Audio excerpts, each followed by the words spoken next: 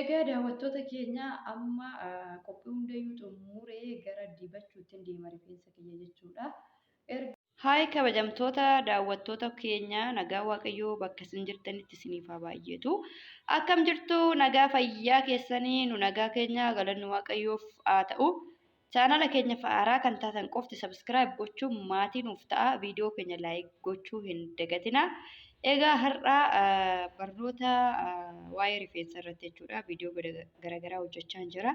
Har'as immoo egaa dhimmuma waa'ee rifeensatiin wal qabatu. Rifeensa keenya maal fayyadamuu qabna? Rifeensa keenya akkamitti mana keenya keessa teenyee otoo waci of hin goone akkamitti wantoota mana keenya keessa jiran akkasuma magaalaattis baadiyyaattis wanta argamuu qabu isiniif fidadhee dhufe jechuudha. Innis egaa daawwattoota keenya wanta isiniif fidee dhufe kana jechuudha. Namoonni baay'een maqaa isaa akka naannoo keessaniitti beektu. Akka naannoo keenyatti garuu wanti kun maxabashaa jedhama jechuudha. Akka naannoo biraatti immoo roosmarii jedhama. Roosmariin kun yookiin maxabashaan kun jechuudha akkaataa godinaatti garaagarummaa qaba. Garaagarummaa jechuun koo maqaa fakkeenyaaf roosmarii, maxabashaa akkaataa garaagaraa jedhama jechuudha. Kanaaf egaa walumaa galatti warroonni maqaa kanaan addallee beektan yoo jiraatanii yeroo viidiyoo kana argitanii wantichi isaa isiniif gala waan ta'eef hiikkachuudhaaf immoo akkuma naannoo keessanitti hiikkadha maqaa isaa jechuudha daawwattoota kiyya. Egaa roosmariin kun faayidaa hedduu qaba jechuudha rifeensa keenyaaf. Roosmarii, ruuzii akkasuma qurunfudii wantoota akkanaa rifeensa keenyaaf yoo fayyadamne faayidaa guddaa qaba. Faayidaa ammana hin jedhamne qaba jechuudha. Kanaaf egaa roosmarii yookiin maxabashaa kana haaluma hamma isin argitan kanaan xiqqoo ishii kukkutee qodaatti affeeluutti jira jechuudha.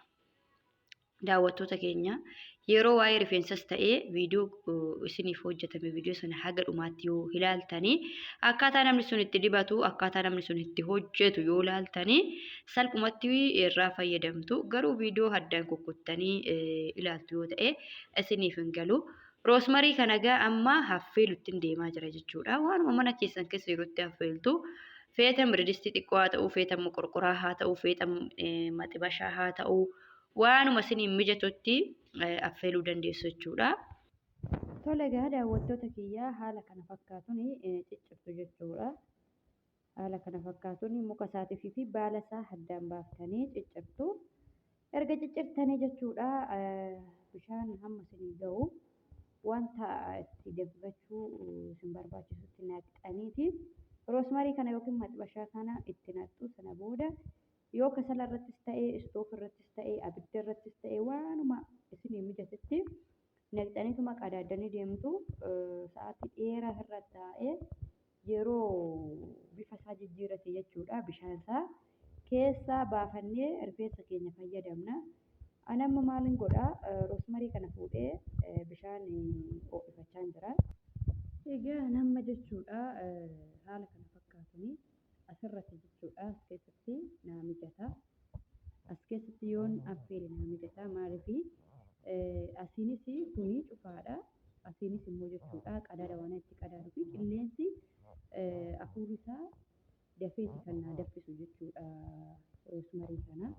Haaluma kana fakkaatan bishaan xiqqeessee itti naqee ammuma naa ga'u qofa itti naqee kasala irratti naa wayyaa'anaa jechuudha. Istoof irratti dafee sa'aatiin barbaadetti naan bilchaatu waan ta'eef kasala yeroo baay'ee kasala irratti jechuudha kan inni waan akkanaa affeelu. Kasala xiqqoo ishii irratti naqee jechuudha bishaan itti naqee biraa deema.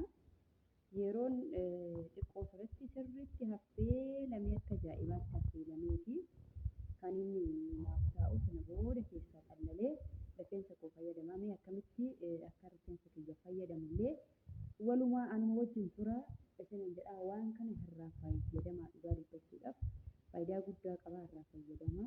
Qurunfudii mana keessaa qabaattaa ruuzii yaadaa iddoo ittiyuu waan dhabamu hin qabu. Qurunfudii immoo umdiidhaa akkasumatti bitaatee itti fayyadama. Wanta rifeensa kee caalu hin jiru waan ta'eef qurunfudii ruuzii roosmarii kana walitti danfistanii sirriitti danfisuu immoo ishii abidda irraa tuqxanii baastan osoo hin ta'in irrumatti dhiistu jechuudha. Kunan amma qadaadee bishaan itti naqe waan ta'eef qadaadee sun biraa deema jechuudha. Kasala waan ta'eef asumatti biraa deema innaa sirriitti hanta kattakee qorrisiisee qodaatti naqadhee fayyadama. Egaa haga dhumaa viidiyoo kanatti na wajjin turaan affeerraa. Egaa daawwattoota keenya amma qophii hundayyuu xumuree gara dibachuutti deema rifeensa kiyya jechuudha. Erga haaluma isin argitaniin danfisee qopheessee rifeensa koo haala gaariidhaan filee bittinneessee jechuudha. Rifeensi kiyya kana fakkaata. Sirriitti filee bittinneessitanii jechuudha. Kanan ani fayyadamu rifeensa keessanii sirriitti haala kana fakkaatuun filtanii bittinneessitaniiti jechuudha kan isin fayyadamtanii.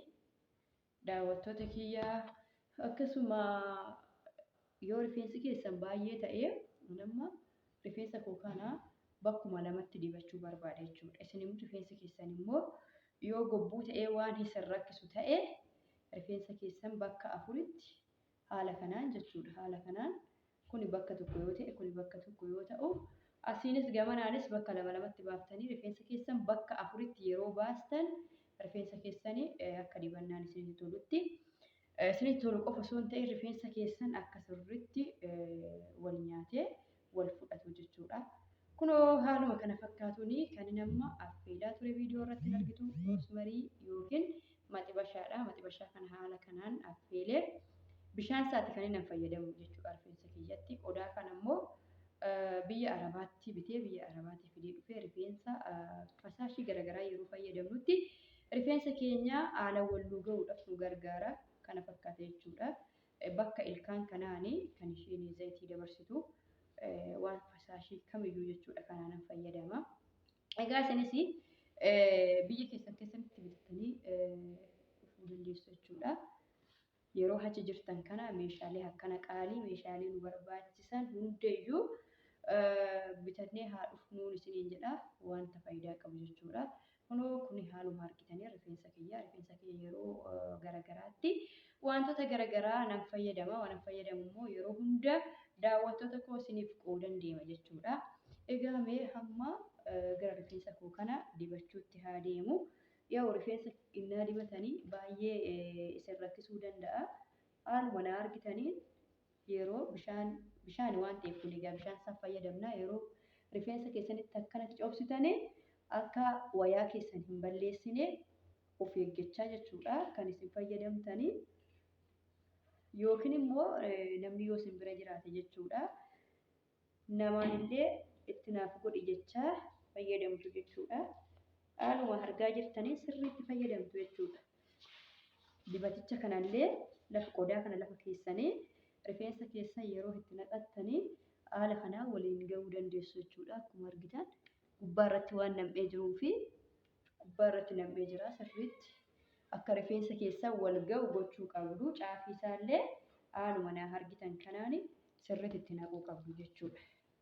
Kanaaf yeroo baay'ee wantoota akkanaa yeroo fayyadamtanii wanta kunillee wanta isin wayaa keessan balleessu miti garuu wanta wayaa keessan balleessu immoo yeroo fayyadamtanii sirriitti of eeggannoo godha. Qodallee fayyadamuu hin danda'ama.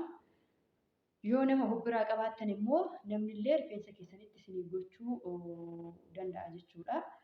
Yoo ofii keessaniin garuu rifeensa keessan kan dibattan ta'e of eeggannoodha. Yeroo dibata rifeensaa kamiyyuudha kun akkanatti addaan qabdanii jechuudha. Yoo isinii mijate akkanatti addaan qabdanii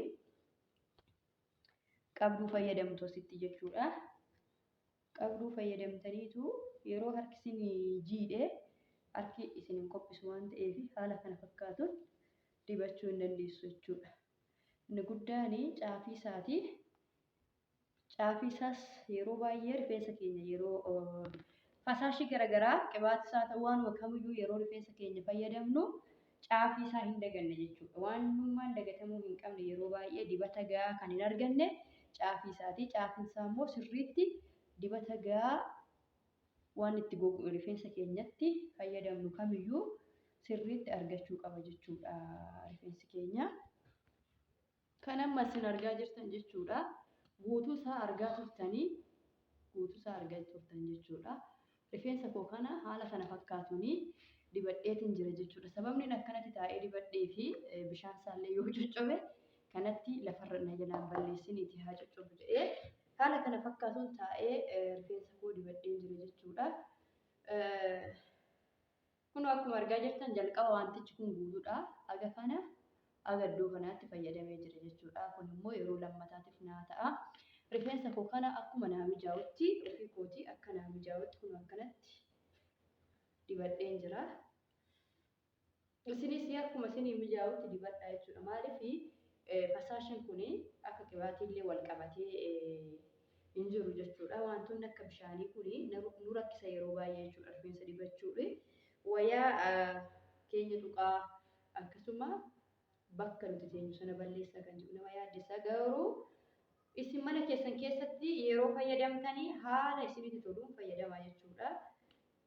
Garuu inni guddaa wanti isin gochuu qabdanii rifeensa keessan sirriitti kunoo bifana nama sukkuumaa jiru kanaan sirriitti sukkuumatiitii waliin gahaa kunoo haala kana fakkaatu yeroodhaan yeroo rifeensa keessan qulqulleessuuf deemtan rifeensa keessan goggogaadhuma kana fuutanii bishaan ittiin naqinaa jechuudha daawwattoota keenya.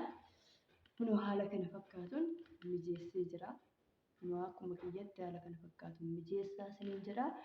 Aga viidiyoo biraatiin walitti deebinutti fayyaa nagaa naaf qabaadhaa. Viidiyoo kana laayik godhaa. Koomentii irratti yaada qabdan naa barreessaa. Isinin jaalladha.